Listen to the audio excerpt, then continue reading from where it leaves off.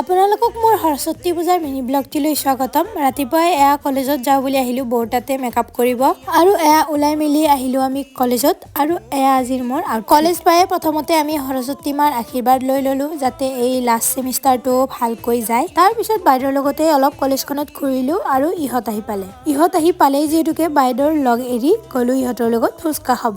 বহুত দিন হ'ল মিৰ্জাত অহা নাই, কলেজতো অহা নাই, গতিকে ফুচকাও খোৱা হোৱা নাছিলে, আজি খালোঁ বহুত দিনৰ মূৰত। আৰু এয়া এখেত আহি পালে 1টা বজাত, টাইম দিছিলে তাই 11টা বজাত।